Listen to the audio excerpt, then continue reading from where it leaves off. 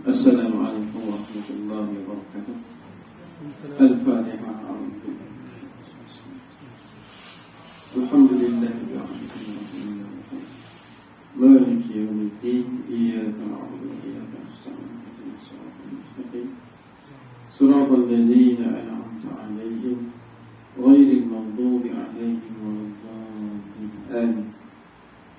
Innal hamdalillah nahmaduhu wa nasta'inuhu wa nastaghfiruh wa na'udzu billahi min shururi min anfusina wa min sayyiati a'malina. Man yahdihillahu fahuwal muhtadi wa man yudlil falan tajida lahu waliyyan murshida. Allahumma shalli 'ala sayyidina Muhammad. Rabbi yassir wa la tu'assir, Rabbi yassir wa la tu'assir, Rabbi yassir wa la tu'assir wa tammim bil khair. Wa la hawla wa la quwwata illa billahil 'aliyyil 'azim. Wa sallallahu 'ala sayyidina Muhammadin wa 'ala alihi wa ashabihi ajma'in. Amma tuan-tuan iman, tuan-tuan bilal, ahli dan kuasa seluruh muslimin dan muslimat, sahabat-sahabat yang dirahmati Allah Subhanahu wa taala. Alhamdulillah kita diberikan keizinan bertemu pada kali ini untuk sama-sama kita mengabdikan diri kepada Allah Subhanahu wa taala untuk membincangkan perkara-perkara yang berkaitan dengan Islam, yang berkaitan dengan diri kita, kehidupan kita di dunia dan juga di akhirat. Jadi apa yang saya bincang dengan sahabat saya, saudara Zamzuli, kata tuan-tuan nak membincangkan tentang fiqh kan? Fiqh begitulah.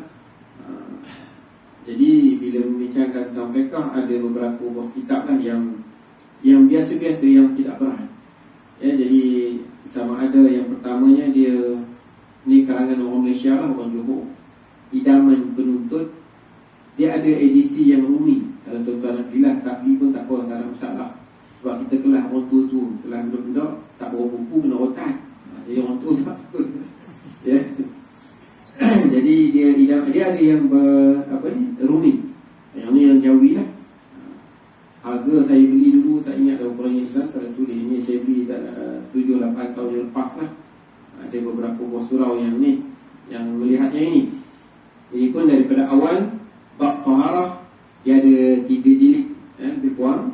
Jadi sampai untuk jilid yang pertama ni dia membincangkan bab taharah, iaitu bab bersih dan sebagainya, sampailah tentang memburu. Dan bagaimana hukum memburu, nak tembak tu boleh tak boleh dan sebagainya, itu dibincangkan. Ataupun tuan-tuan nak kitab yang besar sedikit, dia kitab fiqh mazhab Syafi'i. Ini kitab yang popular juga, tetapi dipanggil Al-Fiqhul Manhaji. Dia ada 8 jilid. Ini jilid pertama ya. Dia ada 8 jilid. Kalau kita belajar habis ke 8 tak tahu siapa mati dulu lah. Kan tunggu kan murid Allah alam. Sebab 8 jilid tuan-tuan. Tapi dia kitab yang dikarang oleh orang Arab, ulama dia Syekh Mustafa Al-Qim, kemudian diterjemahkan oleh Ustaz Kasalam. Ini diterjemahkan dalam 7-8 tahun yang lepas. Dah ada dah tuan-tuan. Tapi dia kalau beli ke 8 jilid tu, yang saya beli ni tahun 2013, harga dia 235. Masa tu GST. Masa tuan-tuan ni tak ada GST, dia jadi 250. Saya beli dulu agak je lah tuan-tuan. Jadi terpulang lah tuan-tuan. Macam mana pun, apa pun, kena kita untuk belajar itu adalah satu perkara yang amat penting. Tak kira lah, cuma fiqh adalah perkara yang berkait dengan kehidupan. Sebab itu kalau kita beramal soleh, kita buat kehidupan kita orang Islam ni, kita nak beramal soleh, kita nak buat benda yang baik, sembahyang, puasa, zakat, haji. Tetapi kalau tidak ada ilmu tentang itu, maka amalan itu sia-sia. Ya, Imam Ghazali menyebut dalam kitab dia Minhajul Abidin, orang yang beramal tapi tak ada ilmu, yang dia dapat hanyalah penat dan lelah, letih. Dia bangun tengah malam sembahyang. Tuan-tuan, tiap-tiap malam sembahyang. Kita, ustaz, saya alhamdulillah bangun tiap-tiap malam sembahyang. Alhamdulillah, kalau saya tiap-tiap malam tidur, awak tiap-tiap malam bangun, baguslah. Tapi saya tak nak hilang rasa mengantuk, saya bangun terus sembahyang, wudu pun tak ambil. Apa tuan-tuan? Bila ilmu tak ada. Kan, dia bangun sembahyang. Ada berapa ramai orang tuan-tuan, kalau kita tengok dia ambil wudu, kerana tak ada ilmu, tumit dia tidak benar. golongan perempuan lah, bila ambil wudu, basuh rambut di tepi. Kan, Islam dia suruh basuh rambut atas kepala, biar basuh segmen. Sebab malas nak kacau sanggul yang macam sedut tu, jadi dia basuh yang ni saja. Dari dalam fiqahnya, suruh basuh rambut di atas kepala, bukan yang tepi ni. Tepi ni tak apa, dia kira kepala. Sini orang kata kepala, boleh kata kepala macam mana kepala kau ni? Pelajar kata lah. Jadi dia kata di atas kepala. Kalau sini kepala, tak apa. Ni yang sini. Sebab yang sini sideburn kita panggil ni, dipanggil sebagai muka lagi, kawasan muka, bukan kepala. Tapi kerana tak ada ilmu, macam orang lelaki lah pergi sembahyang Jumaat. Berapa ramai yang duduk di luar masjid ataupun dalam masjid, tapi bersembang ketika mana khutbah dibaca. Kenapa? Sebab tak ada ilmu. Maka dia bersembang, tak apa, kita sembahyang Jumaat, bukan khutbah Jumaat. Itu yang perlunya Islam ini kita pelajari dan beramal, barulah dia menjadi satu amalan yang sah. So itu syarat penerimaan amalan. Syarat diterimanya amalan, sesuatu amalan, syarat yang besar dua saja. Yang pertamanya, ikhlas kamu buat. Kan kita buat ni memang lillahi ta'ala. Yang keduanya, bertepatan dengan kehendak syariat. Yang itulah ilmu perlu. Yang pertama, ikhlas. Ada dia buat amalan ikhlas, tapi tidak bertepatan dengan kehendak syariat, Allah tak terima.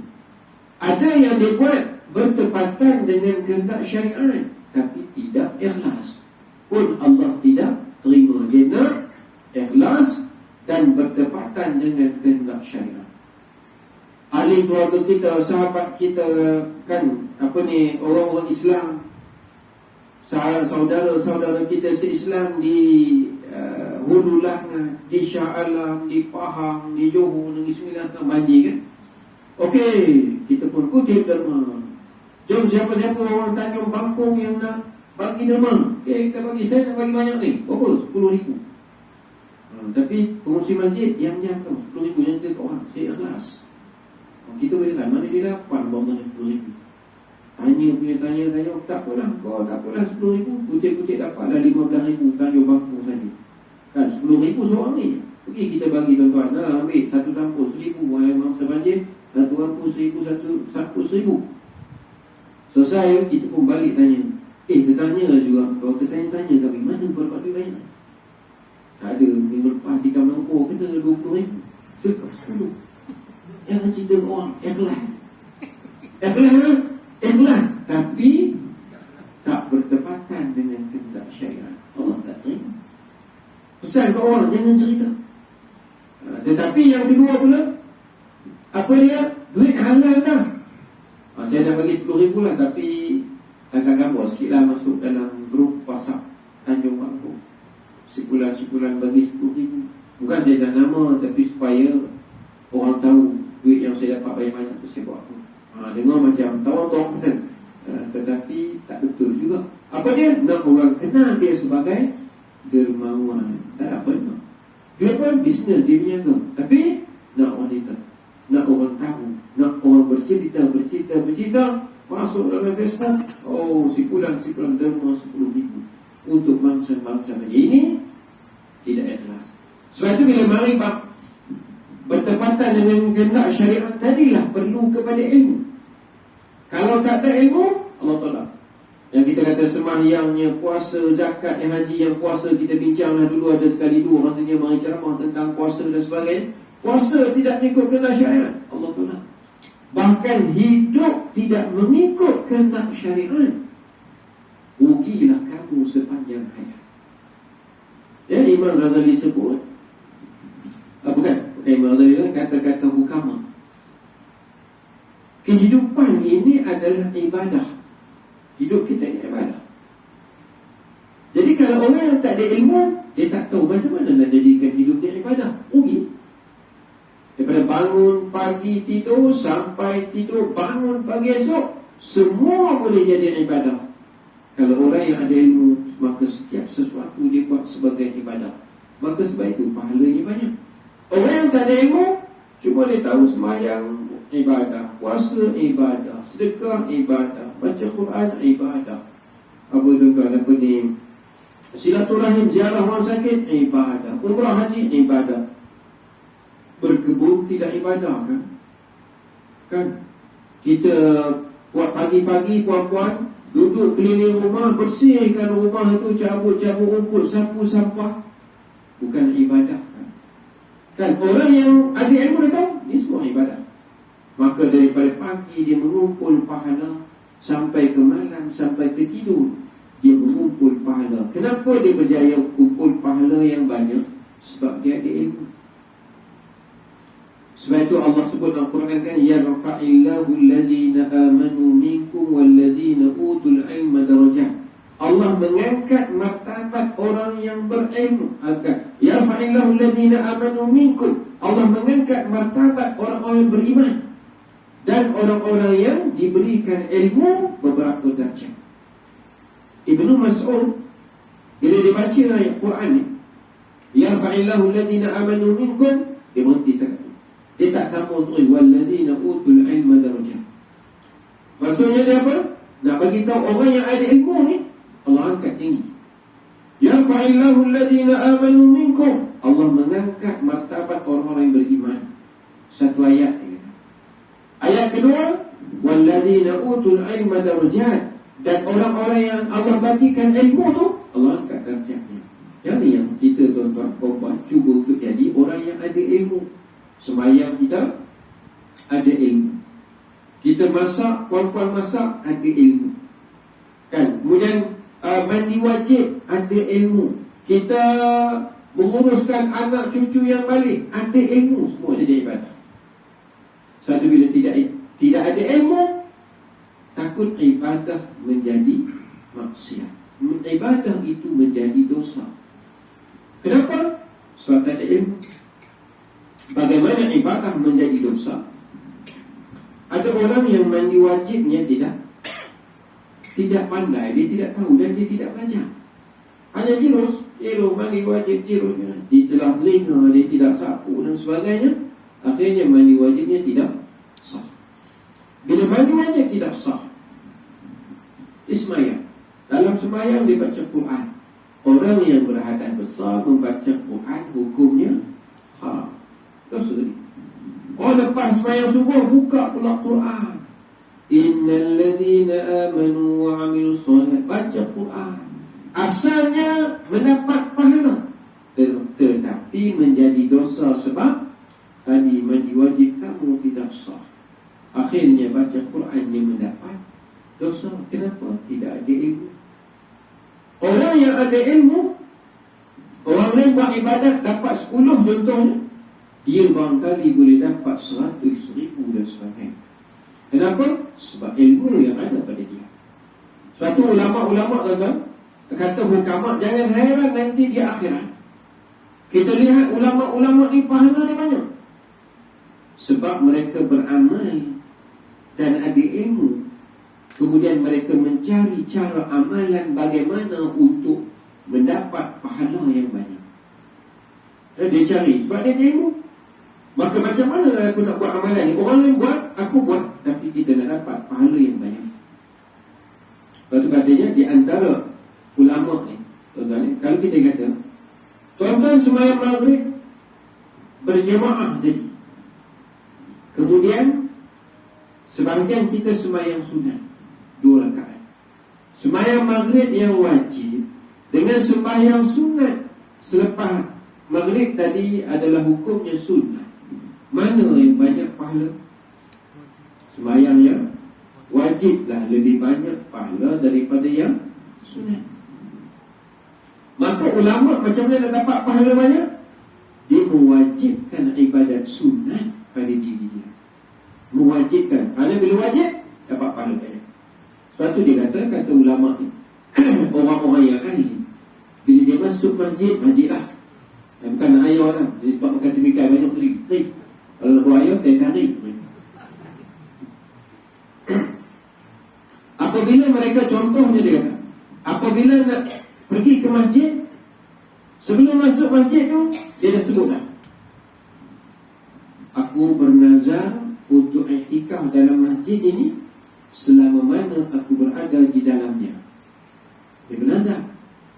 Dia masuk dalam masjid. Kita masuk ni niat saja aku i'tikaf dalam masjid ini sunat kerana Allah Ta'ala. I'tikaf tu sunat bagi kita. Dia masuk saja aku i'tikaf dalam masjid ini menunaikan nazar kerana Allah Ta'ala. Maka kita duduk dalam masjid i'tikaf, yang alim tadi duduk dalam masjid i'tikaf. Tapi pahala siapa lebih banyak? Yang alim tadi sebab dia melakukan ibadah wajib, kita buat yang sunat.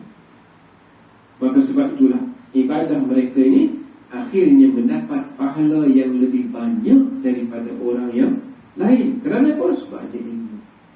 Itu yang kita nak belajar, kita nak cari, sebab kita nak beramal dengan ilmu. Betul? Contoh tuan-tuan, malam ni kita sembang-sembang dulu tuan-tuan kan? Sebagai mukadimah apa 2022. Bagaimana apabila orang yang ada ilmu berusaha untuk menghapuskan dosa mereka. Kita dosa yang kita tahu, astagfirullahalazim, astagfirullah, ya betul. Kemudian kita semayang taubat bila dosa-dosa besar, betul. Tetapi orang-orang yang ada ilmu, kenapa? Bukan sekadar itu. Dia kata, kita buat nak dapat pahala banyak. Apa dia? Bacalah misalnya Subhanallah wa bihamdihi 100 kali sehari.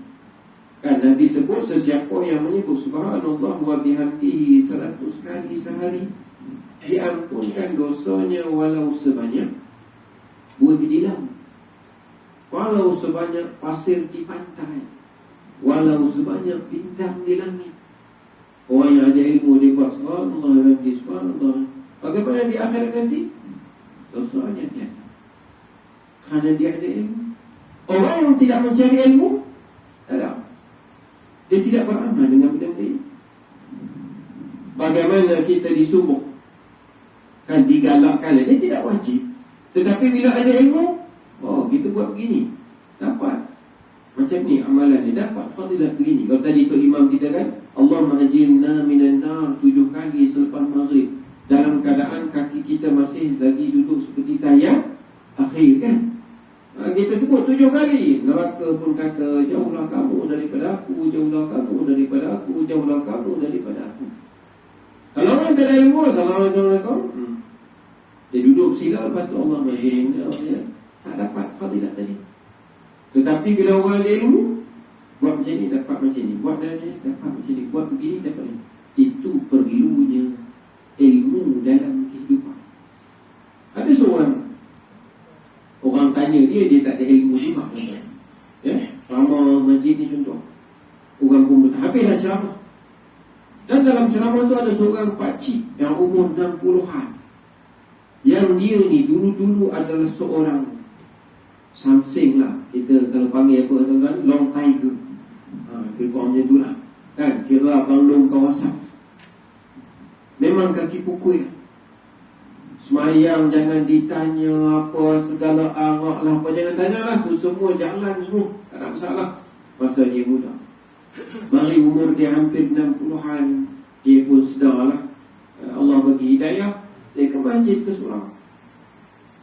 Selama beberapa lama dia rajin ke masjid ke surau, dia dapat cucu. Dan dapat cucu, Allah lah rezekikan dia, anak dia kahwin, dapat cucu. Maka dia berazam, aku dapat cucu ni, menantu dia, anak dia lah. Anak dia belum lagi lahir, melahirkan cucu tu. Tapi dia kata lah, kalau aku dapat dulu anak-anak aku zaman aku jahil, aku tak sambut dan tak tahu cara macam mana Islam suruh buat. Nak kekah ke, nak cukur kepala ke, nak apa ke, aku tak tahu. Sebab zaman tu zaman dia long tiger. Sekarang aku dah insaf, lahir cucu ni nanti, aku akan ikut cari Islam satu persatu.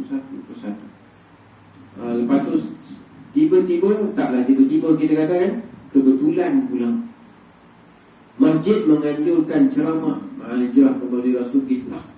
Tuan-tuan, ceramah baru panggillah seorang orang yang finalis dalam satu rancangan reality TV. Tak ingatlah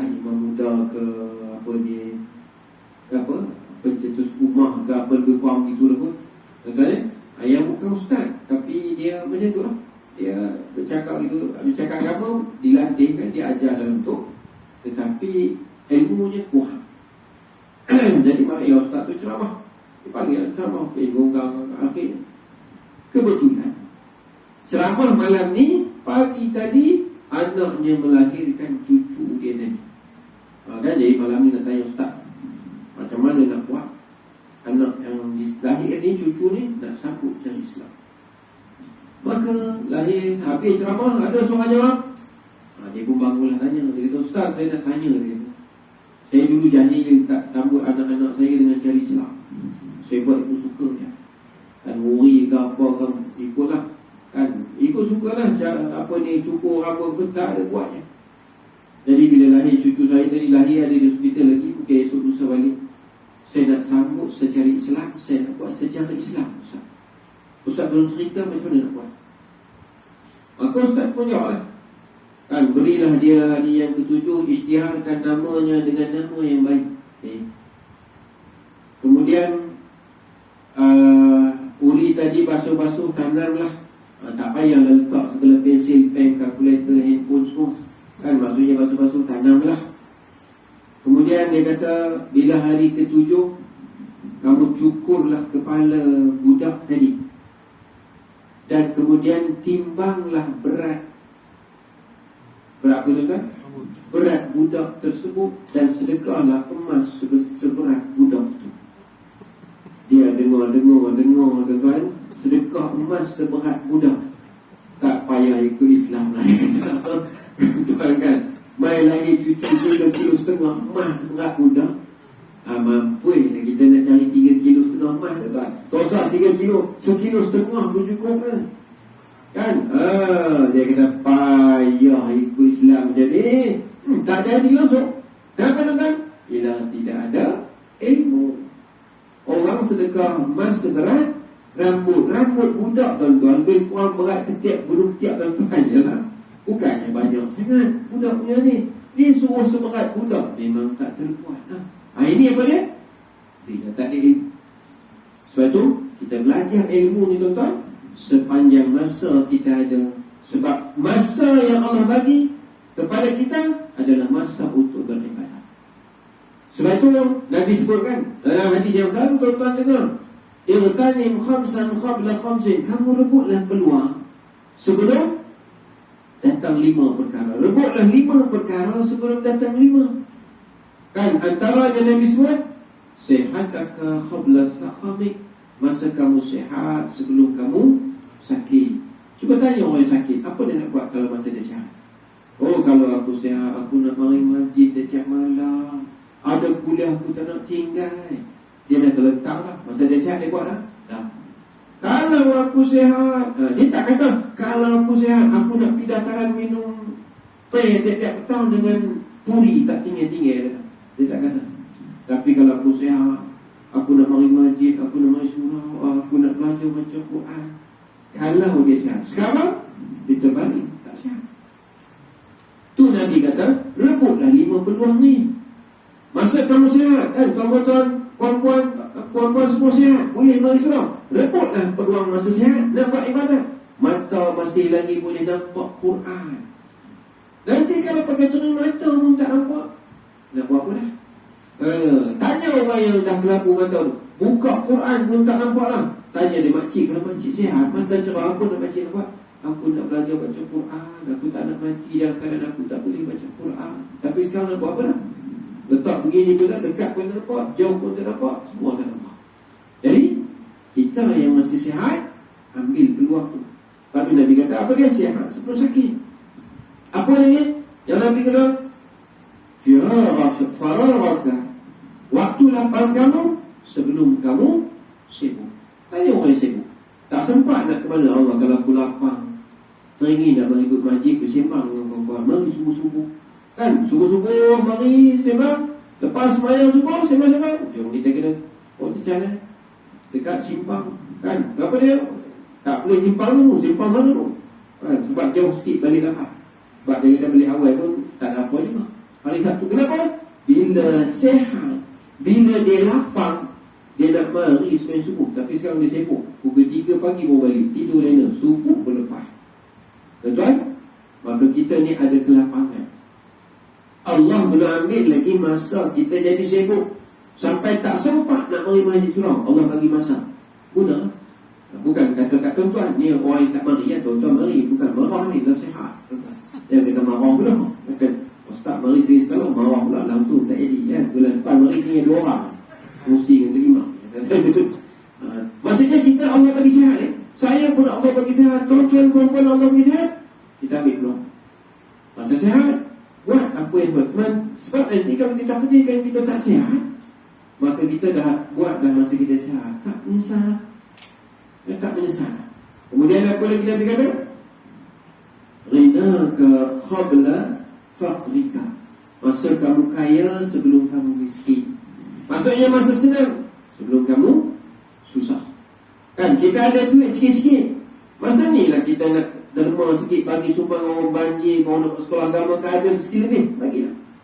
Kalau nanti dah Allah tarik rezeki,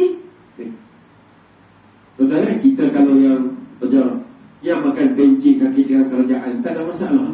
Kadang-kadang orang yang berniaga, orang yang kerja swasta, mai COVID kan, ramai mana yang kita buat. Pilot pun dah tak ada kerja. Pilot pun bawa grab food kan. Tuan-tuan, jadi masa senang, kalau diperingat, alhamdulillah, masa aku gaji 25,000 sebulan, dulu aku sedekah 2,000 sebulan, alhamdulillah, sekarang ni dalam gaji aku dapat 2,000-3,000 saja sebulan. Paling-paling banyak aku dapat 45,000. Jadi dia menyesal dah, masa 20,000, 30,000 sebulan dulu, dia dah sedekah, dia tak menyesal. Tetapi kalau masa 20,000, 30,000 dulu, dia enjoy. Allah tarik rezeki dia, sekarang tinggal 5,000, kita nak sedekah 1,000, 5,000, nak sedekah 500 pun dia rasa sayang. Kenapa? Sebab masa dia susah, masa dia senang dulu, dia tak fikir nak sedekah sekolah agama, nak sedekah mak kafir, nak sedekah dekat rumah orang miskin, nak sedekah dekat orang kena timpa musibah, orang sakit ni, dia tak fikir. Tapi bila mari dia susah, dia fikir. Tak ada apa. Kalau aku kaya dulu macam dulu lah, sebulan 50,000 gaji, sebelum aku kena buang, aku nak tolong orang banjir tu, kan aku nak bagi demo tu. Kan kalau gaji aku 50,000, aku akan bagi 20,000 sebulan bagi orang ni. Orang ni 5,000, orang ni 5,000. Masa dia senang dia fikir lah, dia tak fikir. Macam kita memang fikir nak bagi, tapi memang tak boleh nak bagi. Jadi kalau kaya kan, jutawan bagi terus ke orang miskin, orang yang kena banjir tu, kan satu rumah 10,000, satu rumah 10,000, cadang boleh lah. Kalau jutawan belum tentu juga. Betul kan? Sebab kan, kita tengok orang yang, kita tengok video-video orang pun kita menangis, betul kan? Kan 5 kaki, 6 kaki air naik, yang tak tenggelam tu dah satu pak lah. Habis semua apa, macam baru kahwin juga, sewa rumah kosong, tak ada apa-apa, nak beli balik habis semua tu kan. Memang kita pun tak tahu. Dia cerita pun menangis, kita dengar pun sedih juga kan. Dan sebutnya, kalau kita ni kaya masa kamu kaya, sebelum kamu susah. Berapa ramai orang yang dia kaya, umur 50 kaya lagi, 60 kaya lagi. Lepas tu dia jatuh sakit, tak boleh uruskan perniagaan dia, anak-anak uruskan perniagaan dia, jatuh habis semua. Allah, aku dah sakit dah, nak sedekah kat masjid dah, orang nak buat masjid ni, sedekah jariah dan aku dah sakit dah, takut nanti mati nanti. Tak ada amalan jariah. Masa senang tak kuat. Masa kamu dah miskin dah, perniagaan dah jatuh baru nak buat. Tapi tak apa. Lepas tu Nabi kata ni, apa dia? Kaya sebelum kamu miskin. Kemudian Nabi kata yang akhirnya, hayataka qabla mautik. Tadi kalau orang yang susah, dia kaya, kemudian dia susah, kita tanya dia, kalau kamu senang macam dulu, kamu nak buat apa? Dia akan kata dia akan sedekah, dia akan derma, dia akan berjimat. Kalau orang yang sakit tadi, kita tanya dia, kalau pakcik masa sihat dulu, sebelum sakit, pakcik nak buat apa? Kalau kita tanya orang kerja manis tu, tuan-tuan bukan nak kata tuan-tuan tak nak kerja manis kan? Tuan-tuan dah orang manis semua. Kan, kalau kita kata orang yang kerja manis, contohnya, kalau pakcik kena umur kerja manis, umur berapa? Umur 50. Kalau pakcik masa umur 40 sihat dulu, pakcik rasa kalau masa tu saya tak minum teh tarik roti canai, ayo kes tak apa. Tapi sekarang dah kena dah, apa? Kan? Kenapa? Kalau tanya dia akan jawab begitulah, aku nak jaga makanan, minuman, tak nak makan yang manis-manis. Kan? Dulu minum air kosong ni macam minum hacu. Kena teh tarik roti canai juga. Sehari mesti 3 kali teh tarik roti canai. Contoh-contoh kan. Dah kena sakit tu tanya, tak nak aku, kalau aku boleh putar balik, mundur balik masa, teh tarik ni apa dah, kecuali sebulan sekali pun. Apa kan? Dah kena sakit. Kita boleh tanya orang susah, kita boleh tanya orang sakit, boleh tanya orang sibuk tadi. Tapi Nabi sebut yang terakhir, hidup kamu sebelum mati. Boleh tanya lah, tanya orang mati, kalau kamu hidup kalau buat apa? Tuan-tuan, tak boleh tanya lah. Maka apa yang kita nak sebut ialah apa yang kita nak tahu tentang orang mati. Kalau dia hidup, dia nak apa? Hanya berdasarkan apa yang Nabi sebut, apa yang Quran sebut. Kan Allah Ta'ala sebut dalam Quran, "Falaula akhartani ila ajalin qarib." Kalau ya Allah, kamu tangguhkan sekejap umur aku, tak apa? Fa'asaddaqu, aku nak sedekah, aku nak beramal soleh. Dulu aku tak pergi surau, aku nak pergi surau masjid. Dulu aku tak puas semayang, aku nak pergi semayang. Tapi dah duduk alam barzakh. Habis dah. Allah cerita macam tu. Kalau mereka hidup, mereka nak bersedekah, nak buat amal soleh. Kita yang hidup ni kenapa tak bersedekah? Cara banyak, cara banyak, sikit, cara sikit. Saya memang tak boleh sedekah, saya pun dapat zakat orang bagi. Okey, amal soleh yang lain. Jangan nanti sampai mati, kenapa kamu tak buat amal soleh? Takkan dia jawab sebab saya tidak ada harta, saya tidak kaya. Beramal soleh tak perlukan harta pun. Kan?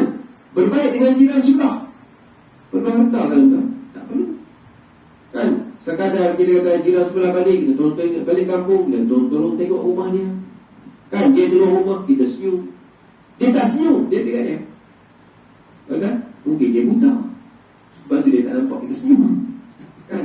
Sebab ulama kata tuan-tuan, berdasarkan satu hadis, bila di akhirat, di mahsyar nanti dipanggil satu kumpulan, ya ahlul fadli, wahai orang-orang yang ada keistimewaan. Lalu barulah segelintir manusia di mahsyar yang lama ini, segelintir sikit je. Malaikat pun pimpin yang sikit tu masuk dalam syurga. Bila nak masuk dalam syurga, malaikat jaga syurga tanya, yang kamu ahlul fadli ni, yang orang ada keistimewaan ni, kumpulan-kumpulan yang ada istimewa ni, tanya malaikat, apa istimewanya kamu? Maka mereka menjawab, antaranya ialah bila kami diam. Bila tu ada ni. Ada balik? Dia tak ada, kita balik. Dia tak ada balik. Tak payah. Antaranya ialah bila kami dizalimi, kami sabar dengan kezaliman dan ujian yang Allah bagi. Kan? Bila orang zalim, dia sabar. Bila berlaku ujian, maksudnya apa dia? Sabar. Sebab tu dalam hidup ini, kalau orang tu tak sabar, dia akan jadi pemarah. Isteri sabar dengan kadang-kadang suami, kan? Subuh bagi semayang subuh, bagus dah. Tapi lepas subuh pergi kedai minum kopi kawan, pukul 10 balik. Sabarlah.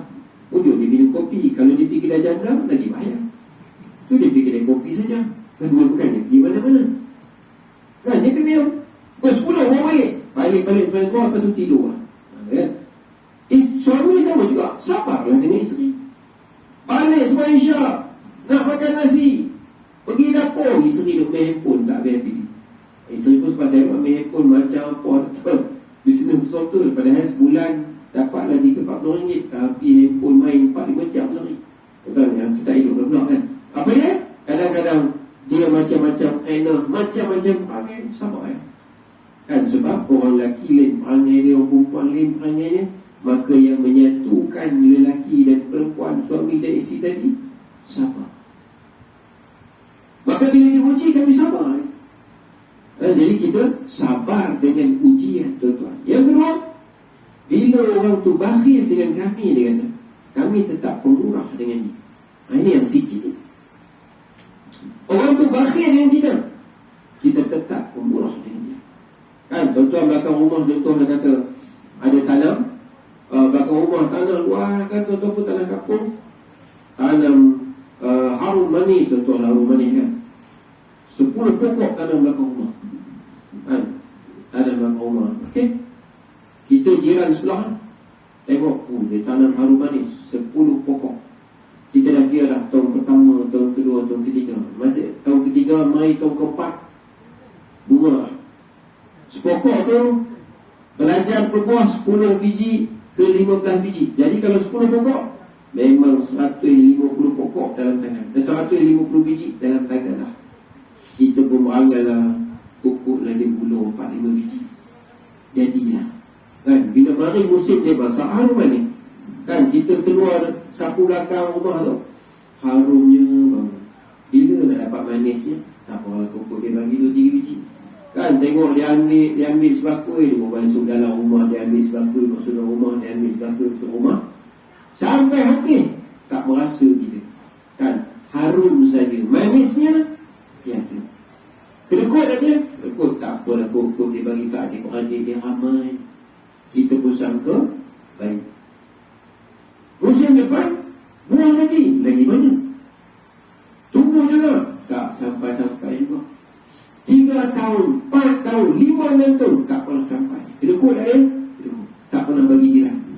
Kita tanda juga tuan-tuan, musangking belakang rumah. Tanda musangking lah baju je, tak ada yang lain kan? Contoh, adalah tak banyak 5-6 pokok, ataupun 4 pokok je, 3 pokok je, tapi dia berbuah, sepokok berbuah 4-5 biji, adalah 15 biji buah. Jatuh dah, kita makan elok buahnya, boleh bagi kat jiran. Dia tak pernah bagi dah 5 musim dah, harum manis dia berbuah, tak pernah bagi kat kita. Kita tetap bagi pada dia, walaupun dia tak pernah bagi pada kita. Ramai tak orang macam tu tuan-tuan? Tak ramai. Yang ramai, kalau kau pemurah dengan aku 10 kali pemurah dengan kau. Kalau kau ketekut dengan aku 10 kali ketekut dengan kau. Yang ni bukan amalan ahli syurga. Ahli syurga kamu ketekut dengan aku tetap pemurah dengan kamu.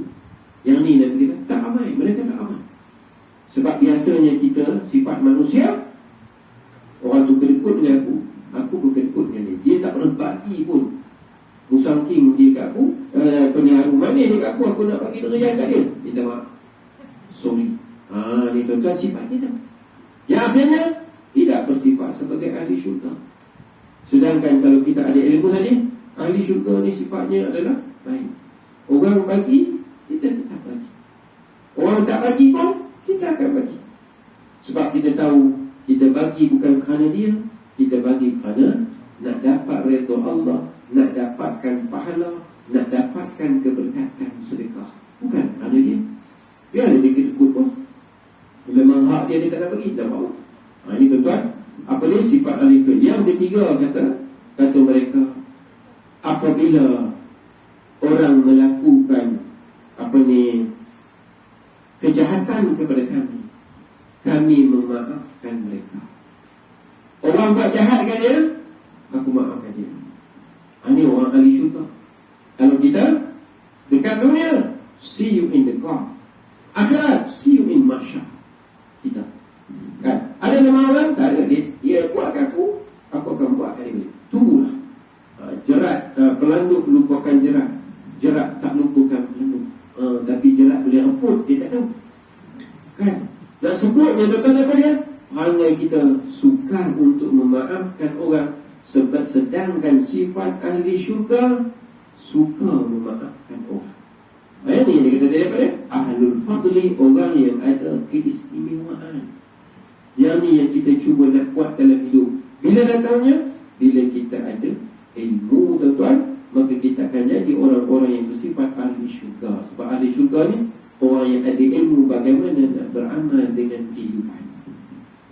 Sebab tu kalau orang yang tak ada ilmu, dia bukan tahu, dia menyakitkan hati jiran itu sudah satu dosa. Dia tak kira kan? Tengok jiran senyum, tak ada. Tengok apa, bukan aku minta makan dia pun tak teringin, tak berbaik kau.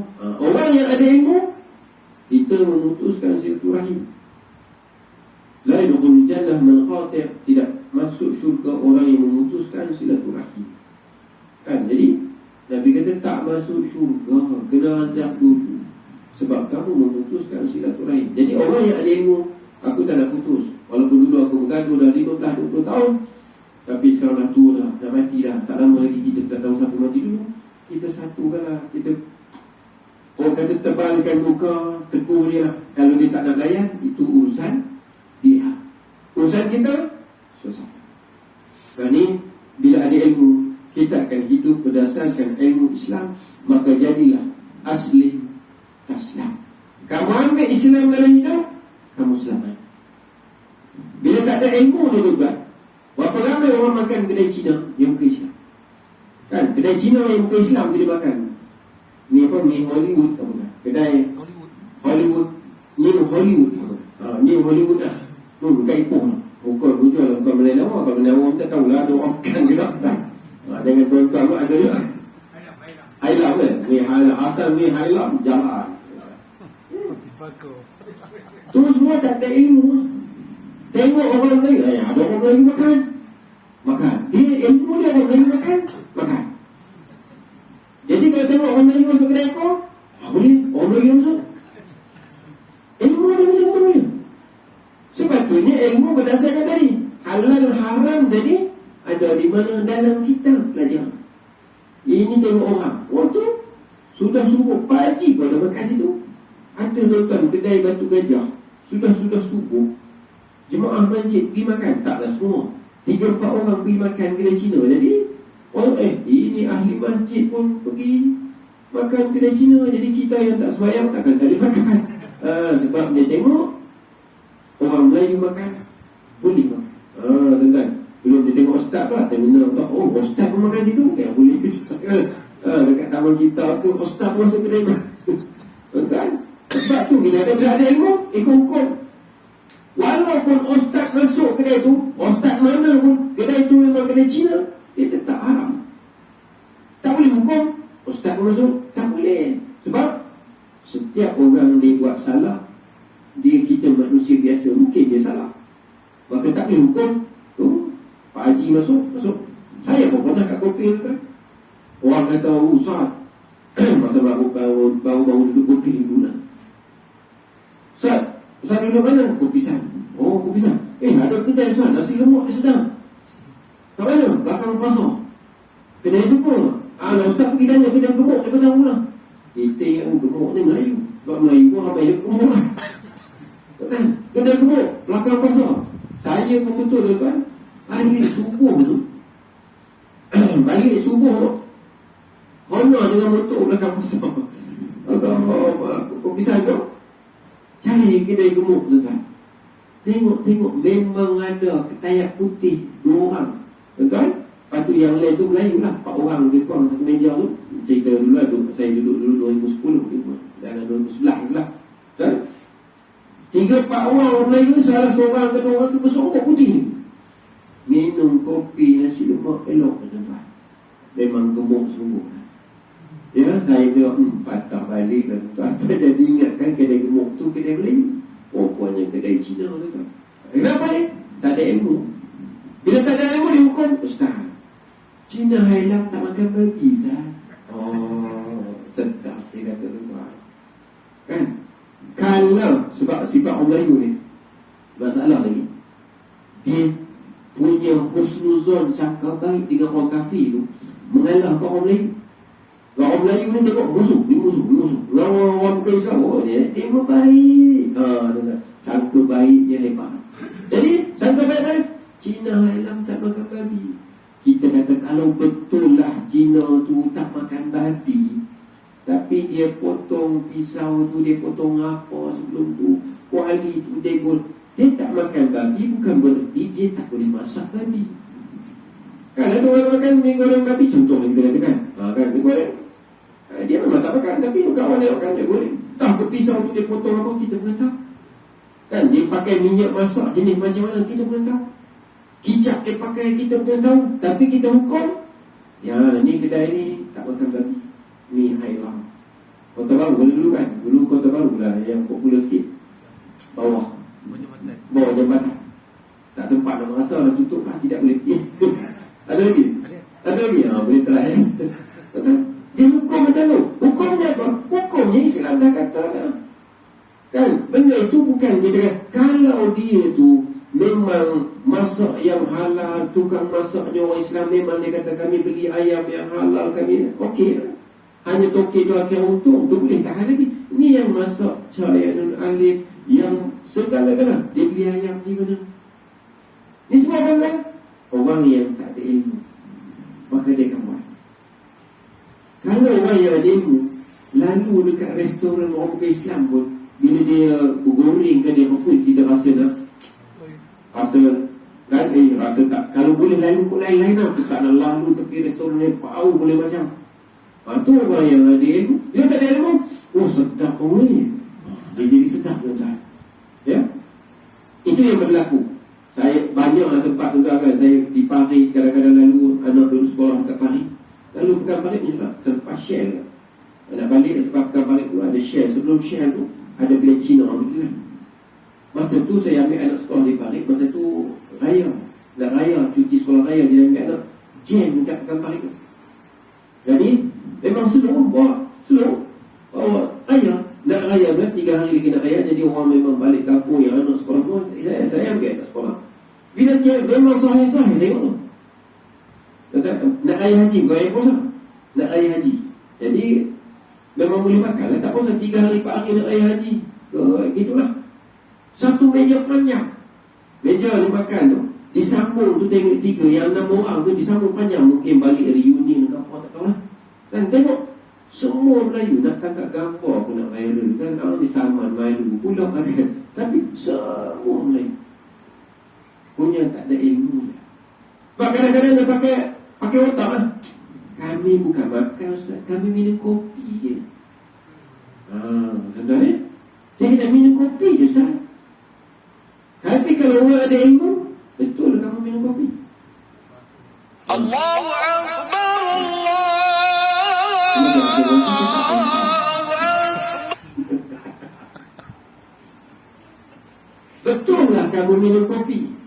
Tapi cawan sebelum kamu minum tu kan, 2-3 hari sebelum tu pun, kan orang restoran cawan kan, pinggan dia masuk sekali dalam besen besar, masuk belakang sana. Kalau dalam pinggan besar tu ada mi rebus dia ke, mi goreng dia ke, yang dia masuk daging yang haram ke apa ke benda, campur sekali cawan tu, dia basuh itu. Dia bukan nanti ada istilah untuk basuh dengan cara guna apa, air mustaq, apa ni, air mutlak dan tak ada. Dan apatah lagi kalau sampai peringkat kena sama, memang tak ada. Tapi kita tadi husnuzon, kopi Ustaz, tak ada apa. Dia mari pula dalil, kopi paling sedap ni kopi Cina lah, mana ada kopi lain. Kan rasa yang kat kereta api, dia ceritakan zaman Hak Ipon dulu, yang zaman kereta api dekat Lembah Kelang, kopi dia memang kau punya tak sama. Kita kata kopi cap gantang pun tak boleh. Cap ikan pong pun tak boleh lawan. Ni dia kena pula dalam cawan lama hak bunga tu, dia punya sedap. Dia perlukan bisikan nafsu supaya rasa sedap, walaupun benda tadi mungkin syubhat, mungkin haram. Sebab itulah benda yang halal walaupun tak sedap lebih baik daripada benda yang haram dan sedap. Biarlah Ta'ala, macam kita katakan, biarlah aku susah hidup daripada senang hidup dengan perkara yang haram. Kan, daripada apa dia, ada orang tawar kerja gaji 5,000. Apa dia? Kerja 5,000. Driver Winstar 5,000. Driver hantar ni, driver lori air je 2,000 contoh. Tak apalah, aku ambil yang 2,000, tinggal 5,000 tak apa. Kenapa? Biarlah yang sedikit halal lebih baik daripada banyak yang haram. Biarlah makan yang tu tak sedap daripada yang sedap tetapi haram. Tapi yang ni yang payah kita nak tanam. Tuan-tuan nak tanam dalam jiwa kita, biarpun sedikit halal lebih baik daripada banyak tetapi haram. Ni bila tak ada ilmu tuan-tuan, semua orang langgar. Ini yang perkara-perkara yang kita kata perlunya kita mencari ilmu dalam kehidupan kita tuan-tuan, yang sementara ini, kerana hidup ini adalah untuk beribadat. Jadi kita akan lihat nanti dalam kitab mana tuan-tuan, nak kitab yang terbaik kan yang di itu ya. Kita buat lambung kertas. Lepas ni kita bincang lepas insya-Allah, tengok yang mana tuan-tuan nak, yang nipis ataupun yang tebal. Tetapi prosesnya, persoalannya adalah sama saja. Ya, semuanya tentang PKP. Islam yang sama ya. Kau buka lagi kitab mana pun dia membincangkan tentang Islam, sama je. Cuma dia ada khilaf-khilaf. Bila mari syariat, dia ada khilaf-khilaf. Yang tak ada khilaf, akidah, dia tak ada khilaf. Sifat 20, Allah Ta'ala tu sifat 20, 20. Tak ada ulama kata 22. Tak ada. 20, 20. Tapi kalau fiqh, dia khilaf lah. Yang ni ada kata sah. Bila buat macam ni, ada yang kata tidak sah. Yang tu khilaf dalam bab fiqh. Itu tidak ada masalah. Tetapi bila kita ada ilmu, kita tahu mana yang kita patut ambil pendapat ulama ini, mana yang kuat, mana yang tidak kuat. Yang pentingnya kita ambil apa yang sahih datang daripada Islam. Kalau kita ambil yang tak datang daripada Islam, payah juga. Contohnya sebab tu kita kata dalam Islam ni dah sebut, boleh lajak sikit. Boleh. Tuan bunyi azan pun berhenti. Kita ada contoh apa lebih kan hakikat hakikat, kemudian ma'rifat dan syariat. Tiga perkara itu. Hakikat, ma'rifat, syariat. Yang kita nak lihat bila ma'rifat fiqh, dia adalah syariat, perjalanan hidup. Kita semayang macam mana perjalanan hidup yang mengikut Islam. Kita mandi macam mana nak dapat pahala. Kita berkenderaan bagaimana nak dapat pahala. Cara hidup. Sebab itu syariat ini adalah way of life, cara hidup kita bagaimana. Tapi dalam komponen yang kita perlu faham juga, ketiga-tiga ini, ma'rifat, hakikat, syariat. Kita kata ma'rifat apa dia? Ma'rifat ini adalah ma'rifah, kamu kenal Allah, ma'rifatullah. Sebab itu disebut dalam kitab akidah, kata-kata hukama itu, awwaluddin ma'rifatullah.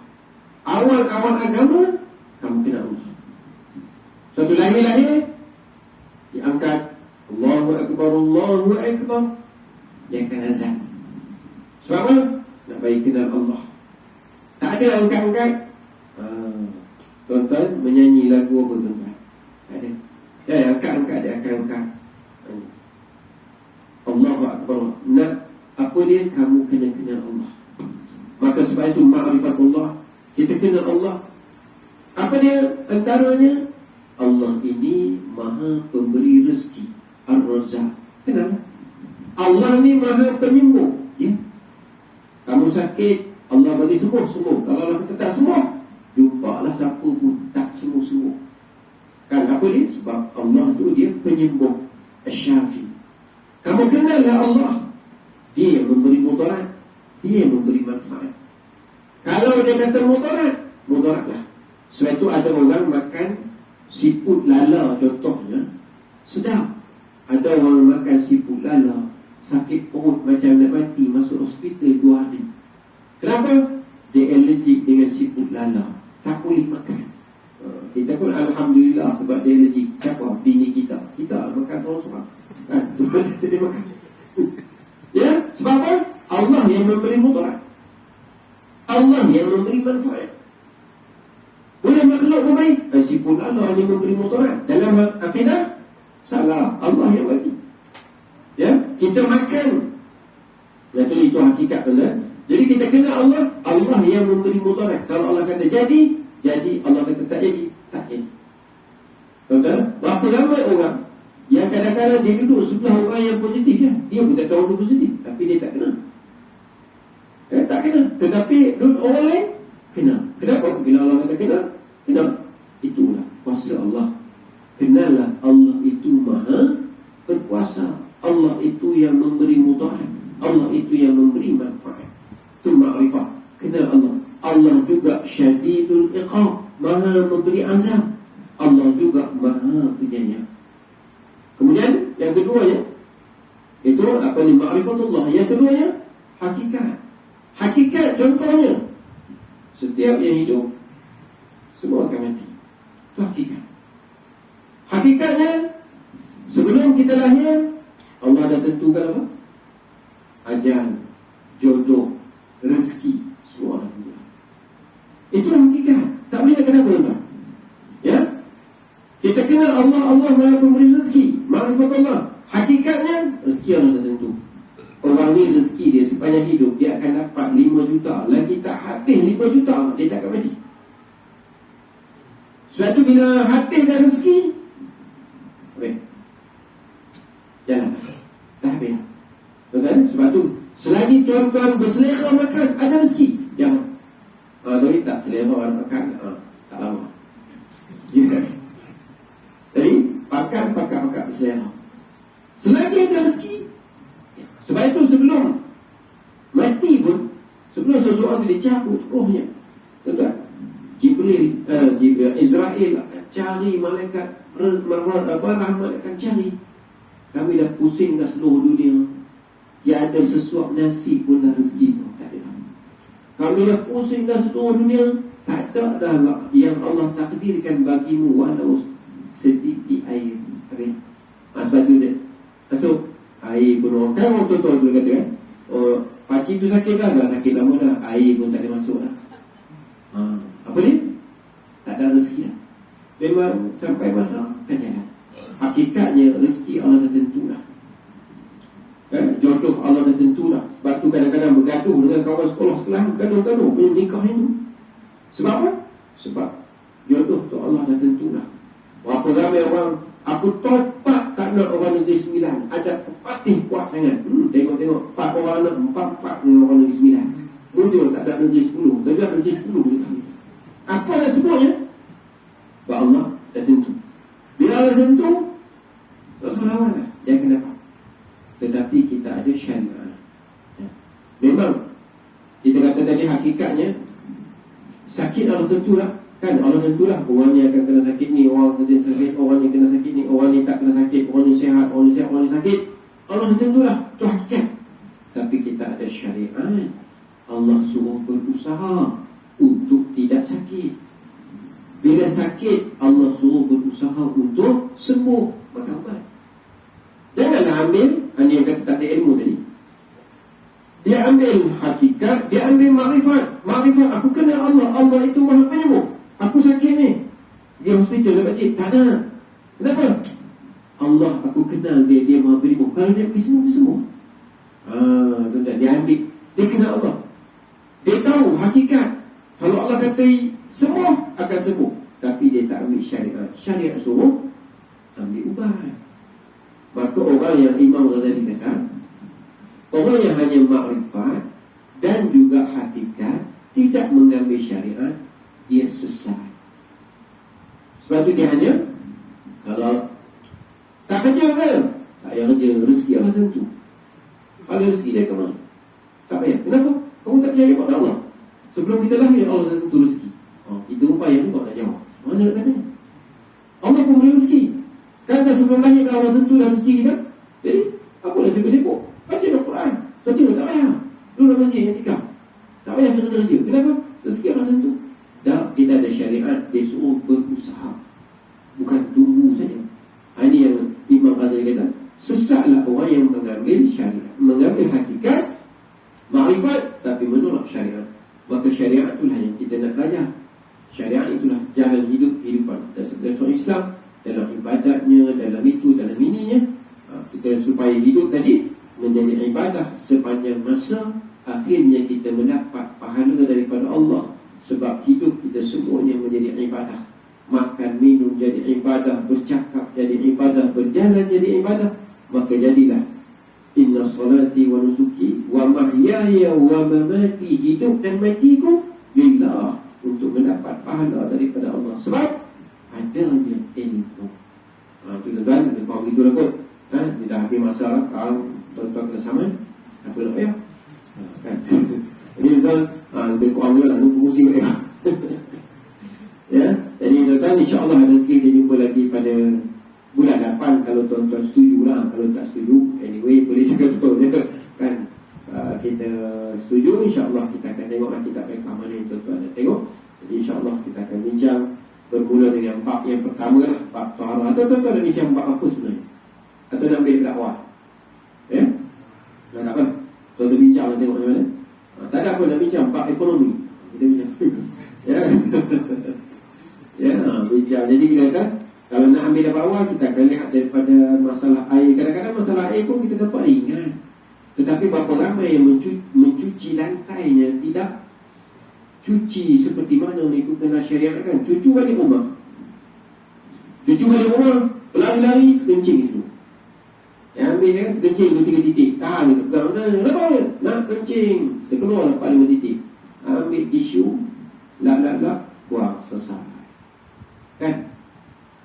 Tu siapa yang buat? Opah je buat. Balik tuannya tentang jaga semayang itu. Bawahnya apa tadi? Najis kencing tadi tidak dibasuh dengan air mutlak, maka basuhan itu tidak sah. Maka sembahyang Pak Haji tadi pun tidak sah sebab dia ada najis di situ. Lebih teruk lagi kita pun kan, macam itulah cuci. Kan dia kenapa dia balik? Opahnya sakit, cucu pun balik dah ramai, main terkencing. Tak apalah, kencing banyak contoh budak umur 7-8 bulan, setahun, lepas mandi tak sempat nak ke pamper belakang lain, kencing dulu. Kan mak je pun ambil tuala, lah kan, oh dah kering dah, sudah.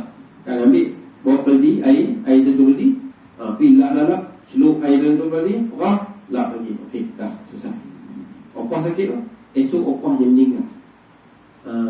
Tak, situ tu imam pula berdiri situ semayang jenazah opah. Kan? Sah dan basuhan tadi, orang tidak melihat itu sebagai satu masalah yang besar kan? Sebenarnya dalam hukum dia masalah besar. Tidak sah hanya cara basuhan kamu, orang semayang situ, orang semayang jenazah situ, semayang fardu situ, sedangkan di situ adalah najis. Sebab itu bukanlah masalah yang ringan. Maka fiqh ini adalah masalah kehidupan. Kita belajar bagi faham supaya kita dapat beramal dengan kehendak Islam yang sebenar. Ya, setakat yang saya boleh bagilah. Kalau yang saya tak faham, tuan-tuan tanya masalah yang rumit sangat, maka saya akan cari ustaz, saya duduk di Bintang, nanti macam mana saya nak ambil wuduk? Air apa yang ada?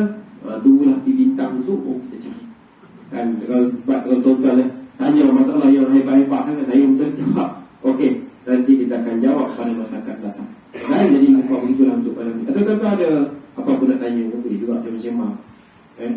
Tapi ada tanya kan? Tak ada tanya, okey. Jangan cakap, ada. Tanya, silakan. Macam mana yang lebih baik, orang yang banyak ilmu itu, dengan lagi satu, orang yang banyak amalan.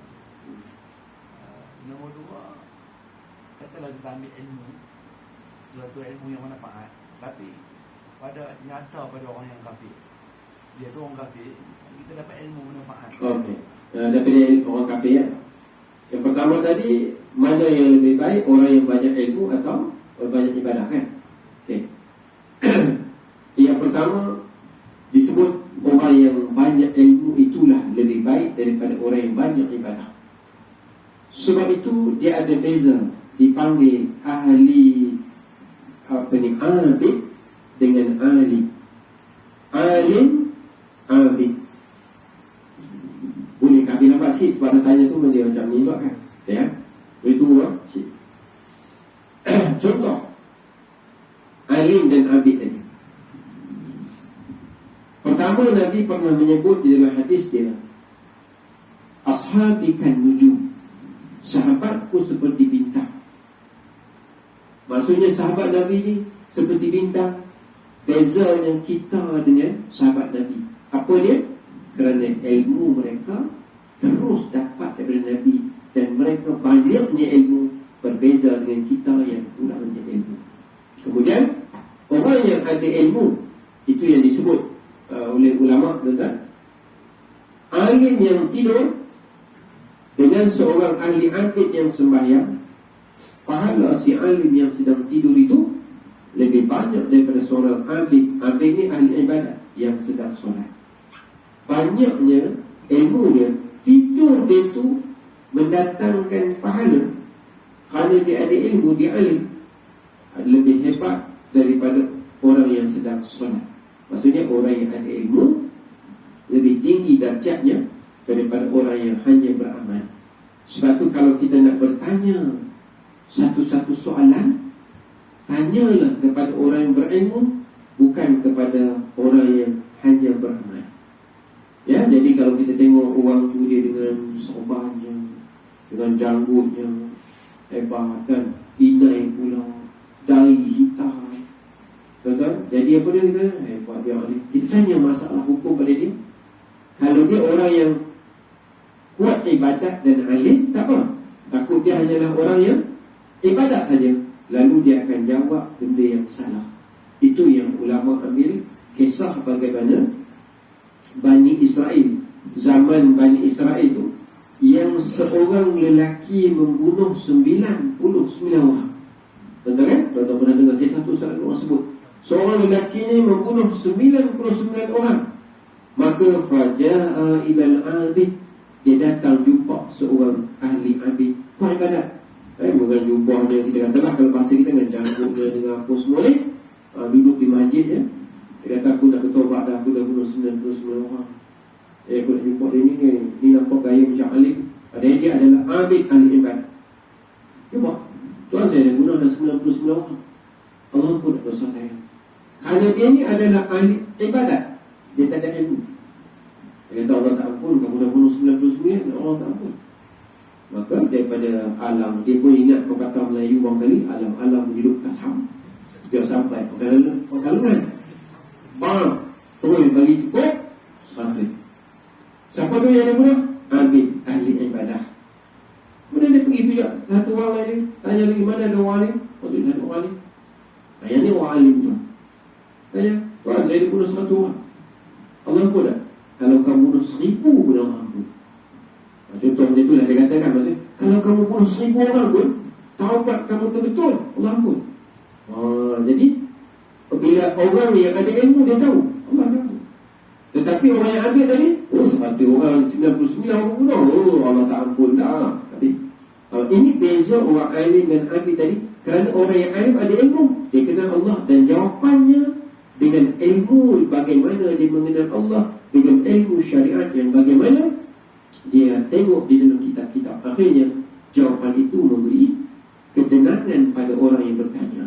Berbeza dengan ahli itu, berbeza. Jadi orang yang ahli ibadat dengan alim, lebih utama orang yang alim. Tetapi orang yang alim, kalau tidak memanfaatkan ilmunya, dia akan menerima azab yang pedih. Asyaddan nasa azaban yaumal qiyamah, orang yang paling azab di hari kiamat, orang alim yang tidak menggunakan ilmunya. Dia tahu bahawasanya sembahyang tu wajib, dia pun tak sembahyang. Maka dia alim, dia tahu. Bukannya maksudnya alim mesti ulama sahaja. Dia tahu sembahyang tu wajib, tapi dia pun tak sembahyang. Dia lebih azab daripada orang lain yang jahil. Orang jahil pula, kalau banyak amalan pun, tapi tidak mengikut syariat sebab tadi ilmu, itu yang kita kembali tadi, dia hanya akan dapat letih sahaja ketika beramal di dunia. Kenapa? Tak ada ilmu. Itu yang kita kata bagaimana pepatah Arab, bukan pepatah, kisah bagaimana seorang ulama Arab tu, dia pergi dekat orang ni, dah bersedia dah. Kenapa kamu nak ke mana ni? Ni, bom-bom ni kami nak masuk dalam kelab malam. Kami nak bomkan kelab malam, kerana mereka dalam tu semua maksiat. Maka dia tanya, sebab ni orang muda ni jahil. Kalau kamu bom dalam tu, nanti dia dakwa di depan Allah Subhanahu Wa Taala, kamu tak pernah ajak dia buat baik, tiba-tiba kamu sebab, tiba-tiba kamu nak bunuh dia dalam keadaan kamu tak pernah ajak dia kepada kebaikan. Kamu nak jawab kepada Allah? Tak jadi. Sebab yang kata ni orang alim kan, kita kena dakwah dulu, barulah hukum orang. Tak ajak lagi orang buat baik, tiba-tiba kita nak pergi bom dah. Kenapa? Mereka tu buat maksiat dalam tu. Itu beza orang alim dengan orang yang hanya ahli ibadah. Yang kedua tadi, kita mengambil ilmu yang memberi manfaat daripada orang-orang kafir. Maka dalam hadis ini Rasulullah SAW ada menyebut al-hikmatun dalatun lil mu'min.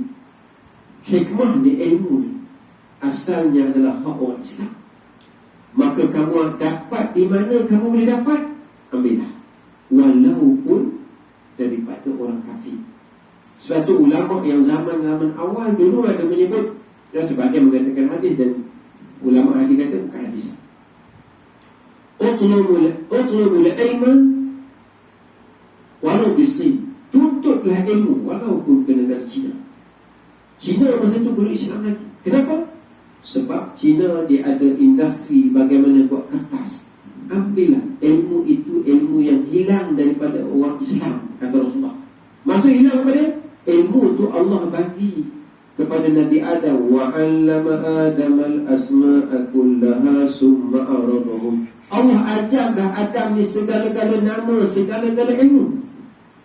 Tetapi dapat kepada keturunan yang kafir, akhirnya mereka ambil. Maka Nabi kata, ilmu-ilmu tu semua hak orang Islam yang hilang daripada kita. Kamu jumpa, ambil. Sebab itu tidak salah kita belajar ilmu yang memberi manfaat.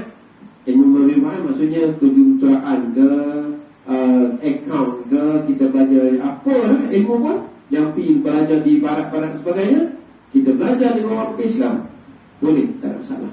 Cuma ilmu agama tak boleh. Ilmu agama Islam belajar dengan orang kafir, itu tak boleh. Ya, al-faqdu syai' la yu'ti. Dia tak ada agama, dia tak ada Islam dalam dirinya, dia tak boleh memberi Islam. Yang tu tak boleh. Ya, tetapi ilmu lain, anak tuan-tuan belajar mana? Dia dapat tawaran pergi Ireland jadi doktor. Saya tak nak hantar lah. Kenapa? Ireland tu negara orang Islam, dia belajar dengan orang Islam. Saya nak hantar dia pergi jadi UKM sudah jadi doktor. UKM pun ramai doktor yang bukan, yang mengajar orang jadi doktor bukan Islam. Jadi apa dia? Kita pergi belajar. Sebab ilmu itu ilmu yang hilang daripada kita. Kita pergi ambil balik. Kalau dalam sejarah pula, bagaimana dulu zaman peperangan Islam, termasuk dalam zaman peperangan tentera salib, bagaimana mereka menakluk kota-kota Islam sampai sungai Furat itu hitam dengan air dakwah. Contohnya diambil dalam satu perpustakaan yang besar, dipanggil Baitul Hikmah, diletakkan buku-buku dalam sungai itu untuk kuda-kuda musuh menyeberangi sungai, memburu tentera Islam di sebelah sana. Sebahagian buku-buku itu dibawa balik ke barat, dikaji dan kemudian diambil ilmu itu, dan sebenarnya dia berasal daripada kita. Itu yang ilmu kedoktoran dikatakan ada sampai sekarang di negara barat yang dikarang oleh Ibn Sina yang dipanggil Eversi. Ambil di mana? Yang mereka ambil semasa peperangan salib daripada negara Iraq yang adanya Baitul Hikmah, satu perpustakaan yang besar, yang mana yang bermanfaat besar, semua dia bawa balik ke negara mereka. Macam kita lah kan, penjajah mari, dia bawa balik, tinggallah kita kayu-kayu balak yang boleh menyebabkan banjir, itu je lah. Kan, yang lain dia elok semua dia bawa balik. Apa dia bawa balik zaman dia mari dulu, daripada zaman Belanda dan sebagainya. Maka kita tinggal apa yang mereka nak tinggal sahaja. Ini tuan-tuan. Jadi ilmu tu tak salah, kecuali ilmu agama tak boleh. Tuan-tuan panggil apa orang Cina, yang memang Cina, mengajar tuan-tuan tentang Islam, memang tak boleh lah. Sebab kita mengambil yang bukan Islam, mengajar tentang Islam. Jadi macam tuan-tuan sakit perut, tuan-tuan sakit dalam dada, tuan-tuan kata, Ustaz tolong bedah. Saya bukan doktor, tak apa, saya yakin Ustaz bedah. Saya bedah memang tu berucap siap, memang akan jalan. Sebab saya bukan ahlinya. Jadi kita panggil orang yang bukan ahli agama, mengajar agama, dan dia bukan agama itu pula, memang habis. Sebab tu belajar agama dengan orang Islam tak boleh, tapi ilmu lain boleh. Wallahu a'lam. Jadi insya-Allah rezeki dibagi. Wallahu a'lam. Wassalamualaikum warahmatullahi wabarakatuh. Bismillahirrahmanirrahim. Alhamdulillah syakirin hamdan yuwaffi ni'amahu wa yukafi mazidah.